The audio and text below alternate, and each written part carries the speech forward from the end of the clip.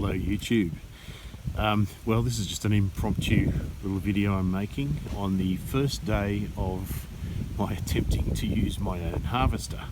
Now the harvester's, the real harvester, not the pretend one, me, has gone and picked up the nut for August 2020, and so there's not that much on the ground, but we had some work done to the harvester. It's got a new seat, it's got a new battery, and it's got a new finger wheel at the very end, which got destroyed.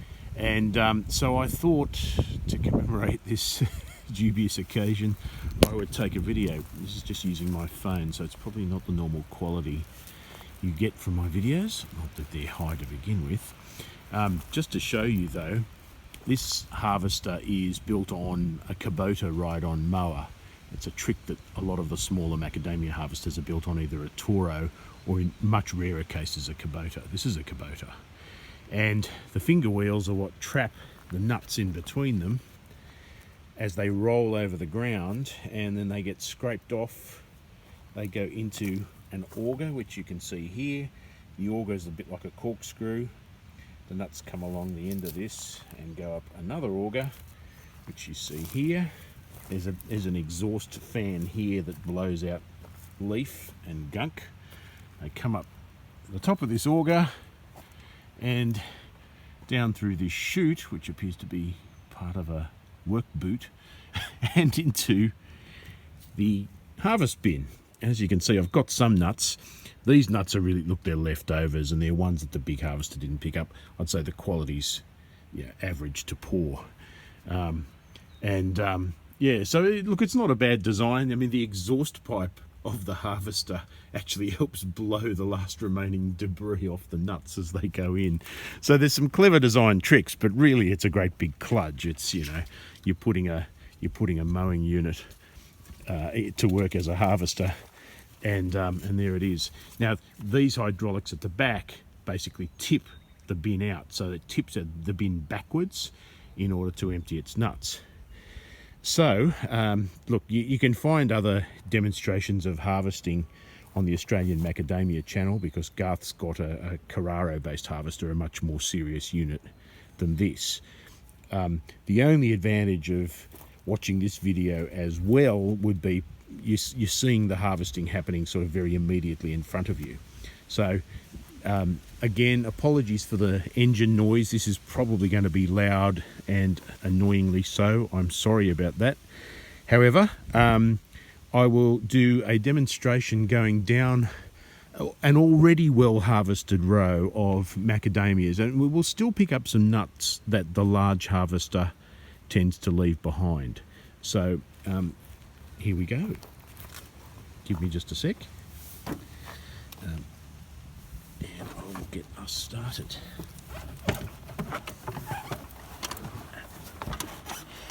There's two parts to the actual starting of the mower. One is just the general starting. It's like starting any engine. I have to probably speak up here. And the other part is the hydraulics. The hydraulics operates the fan, the auger, and also the arms that lift these finger harvesting wheels off and onto the ground so that they can roll over the nut. So, we switch on the hydraulics. That's the fan starting. We lower the harvesting wheels down onto the ground, see them go down. And now we turn on the auger, and this is the loud part.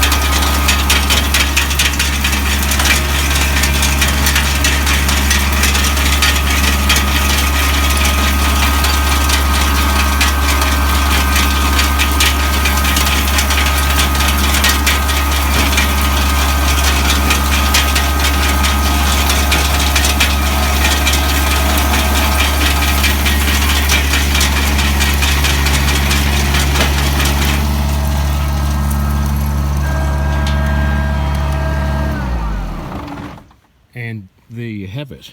Now, as you could possibly see as going along the road, sometimes the finger wheels on the harvester can get a bit clammed up, and often at the end of each row that you do, you sometimes have to come along and unblock them. And you can see here, you know, until the wheel spins freely, it's no good. And of course, a wheel that doesn't spin doesn't pick up nuts. That's why the cleanest possible harvest row is what you want. And I haven't had much experience of this yet, so I'm no expert. But sticks seem to get it. Chickweed, or that sort of, you know, loose sort of weed often seems to get it as well. And these, you know, the wheels obviously have to pat down properly with each other as well. So there's a stick in that fella as well. So we've got to force that one back somehow or another. I will. I'll get there. But yeah, that's, you know, and this is the new finger wheel that I just installed the other day. It's apparently a new compound, the black compound, more UV resistant and more brake resistant. Because over time, when you run over these rocks and you run over all these other things, you can get twists in the fingers. You can see a couple of bent ones there and a couple of broken ones further down. And eventually, of course, every couple of years, you've got to replace them.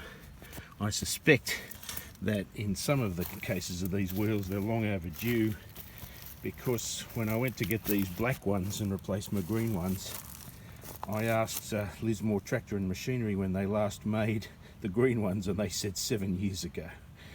And given you're meant to replace these ones every couple of seasons, they're probably overdue, and I'm up for some expenditure.